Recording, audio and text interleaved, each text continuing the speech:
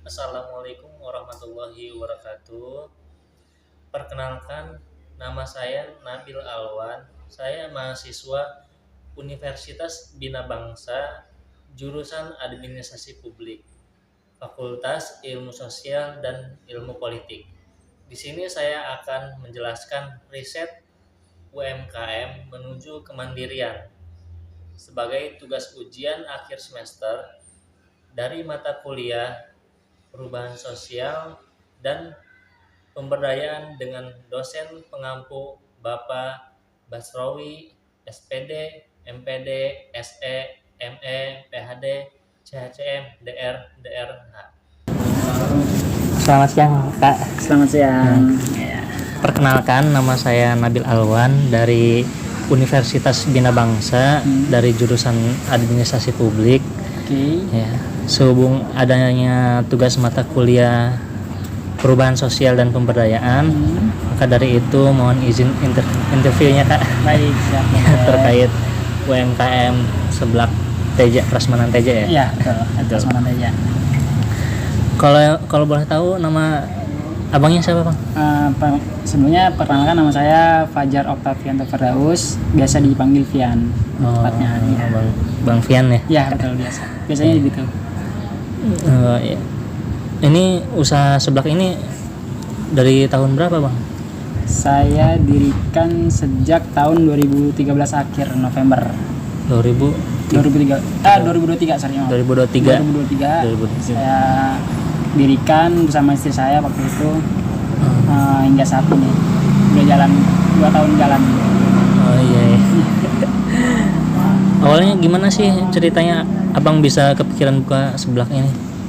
Karena saya melihat demand-nya para pelanggan itu suka dengan seblak, khususnya kalau di sektor dari pelajar, kayak misalnya anak, khususnya cewek, wanita sih, anak-anak perempuan itu pada suka seblak.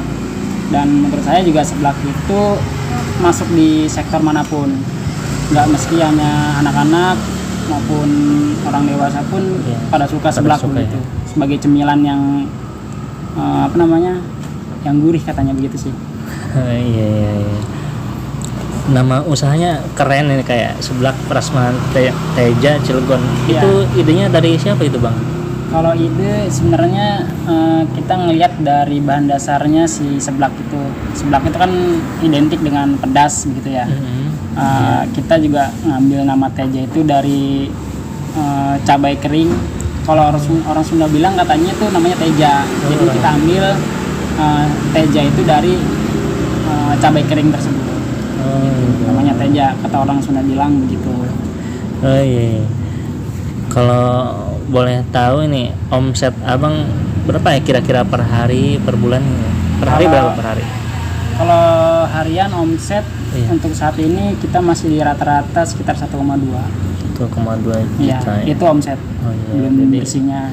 Kalau per bulan itu kira-kira bisa anggaplah kita ambil 800 bersihnya dalam sehari. Jadi tinggal dikalikan 30 sekitar 40 juta. Agak banyak. Ya sekitar segitulah. Oh iya. Lumayan juga ya, kan? Ya, lumayan. Iya.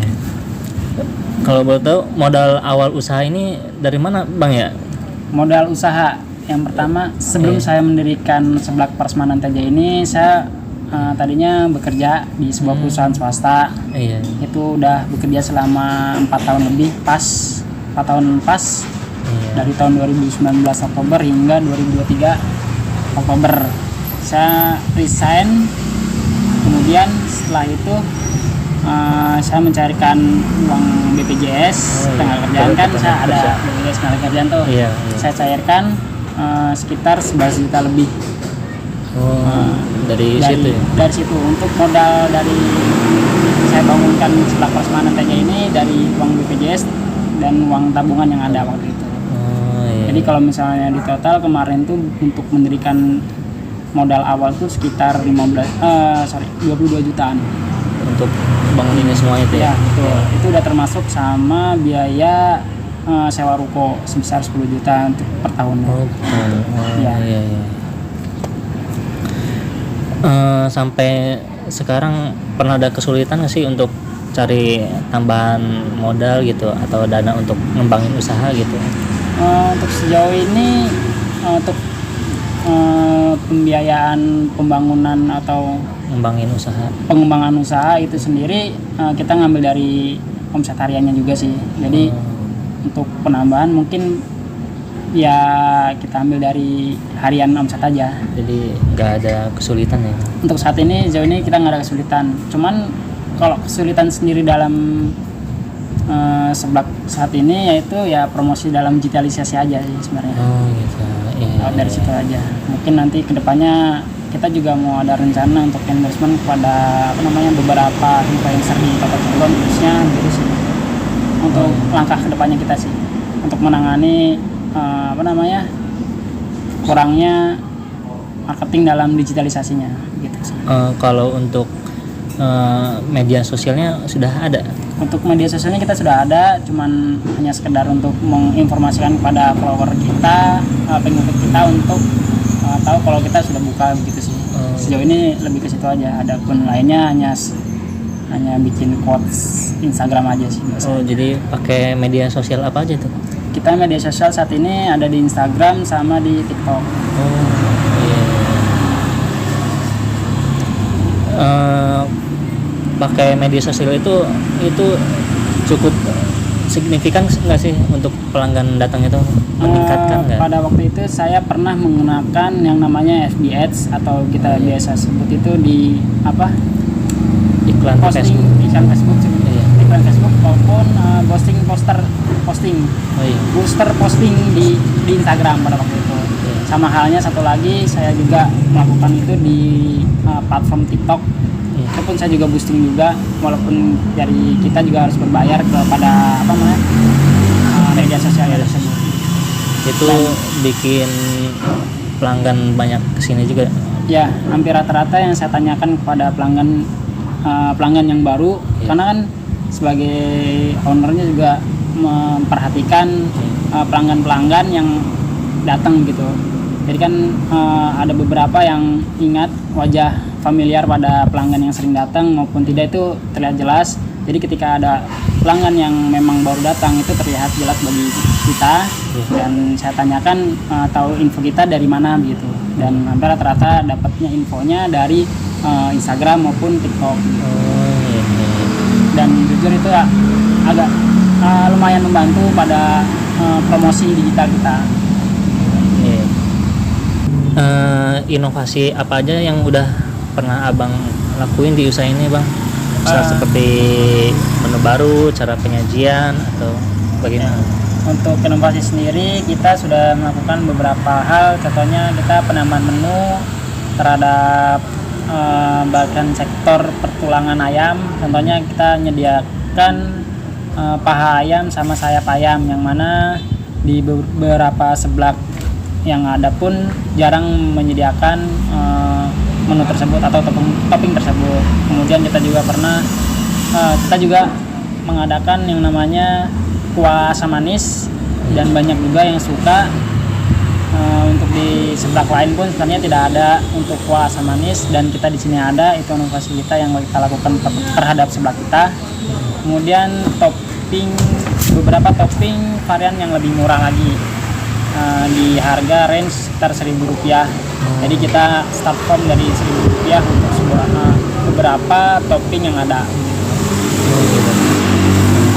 Kira-kira abang butuh bantuan apa sih biar usaha ini makin maju, kayak pelatihan atau modal atau apa itu?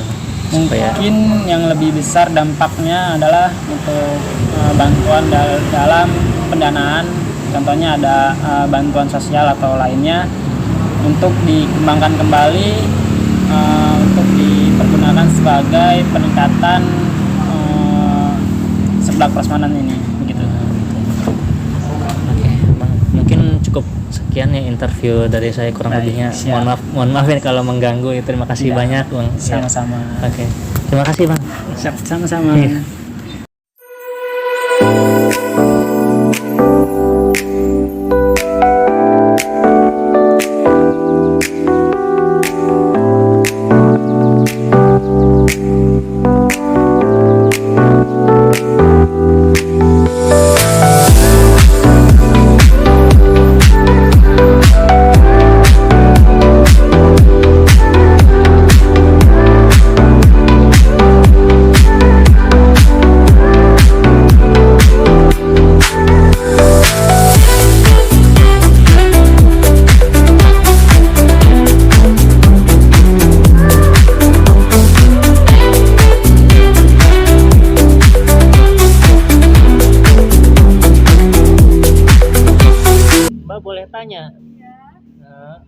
Bagaimana rasa seblaknya? Seblaknya menurut saya enak, rasanya itu gurih dan kerasa kencurnya. Di sini yang saya pilih tadi kuah pedas Korea. Kalau di sini sih identiknya lebih ke kuahnya tuh ada pedasnya dan ada manisnya juga. Manisnya itu dari kecap dan ada asamnya juga dari tomat. Oke, terima kasih Mbak. Ya, Mungkin cukup sekian riset UMKM menuju kemandirian saya. Kurang lebihnya mohon maaf. Wassalamualaikum warahmatullahi wabarakatuh.